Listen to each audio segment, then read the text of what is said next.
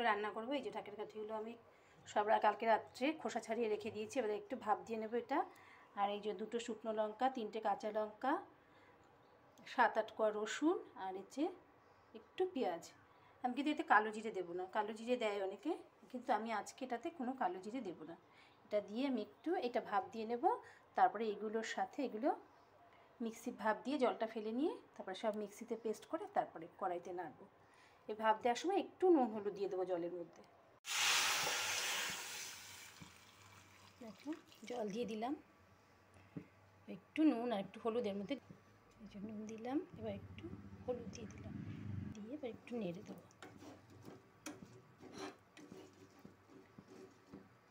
জলটা টকবক করে ফুটে গেছে। এখন কিন্তু আমি গ্যাসটা অফ করে দেবো। জাস্ট একটু ভাপ দিয়ে নেওয়া, জলটা ভালো করে ছেঁকে নেব।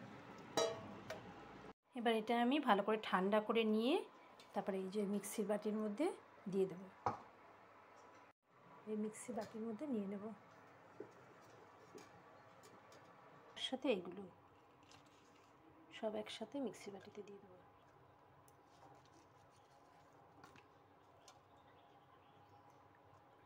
একটুখানি জল দেবো, বেশি না কিন্তু, দিয়ে একটু জল না দিলে ভালো পেস্ট হবে না। এটা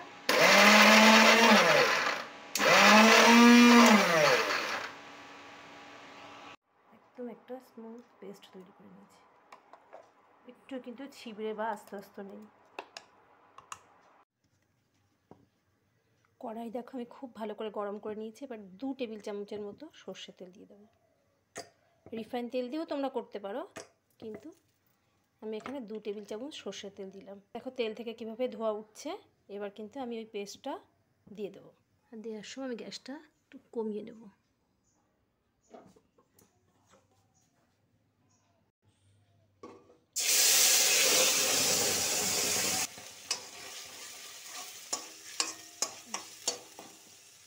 এবার কিন্তু খুব ভালো করে গ্যাস কমিয়ে বাড়িয়ে এটা নাড়তে হবে।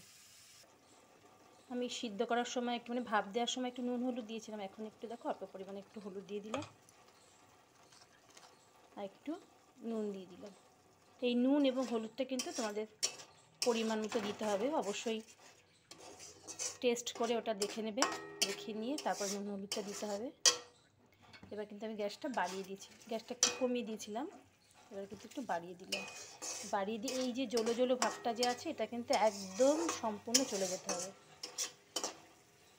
তোমরা যারা একটু মিষ্টি পছন্দ করো, আসলে এটা একটু ঝাল ঝাল টাইপের হয়, যারা একটু মিষ্টি পছন্দ করো তারা হালকা একটু মিষ্টি দিতে পারো নামানোর আগে, তাহলে ঝাল মিষ্টি এটা একটা ব্যালেন্স হয়। আর মিষ্টি না দিলেও কোনো ব্যাপার না, যারা ঝাল খেতে পছন্দ করে তারা একটু এটা ঝাল ঝালই খেতে ভালো লাগে, অনেকে হালকা একটু মিষ্টি দেয়, কিন্তু আমি দেবো না। জলো ভাব ছিল, জল কিন্তু সব টেনে নিয়েছে, তাও কিন্তু এখনও হয়নি, আরও টানাতে হবে। এই যে টানাতে টানাতে একদম উঠে আসবে, সব দলা হয়ে যাবে। যেমন আটা মাখলে যেমন দলা হয়ে যায়, ঠিক তেমন দলা হয়ে যাবে, তবে এটা রেডি হবে। টানাতে টানাতে কিন্তু একটু কড়াইয়ের গায়ে লেগে নেই, একদম পুরো দলা হয়ে গেছে। এরকম হলে বুঝতে হবে যে এটা তৈরি হয়ে গেছে।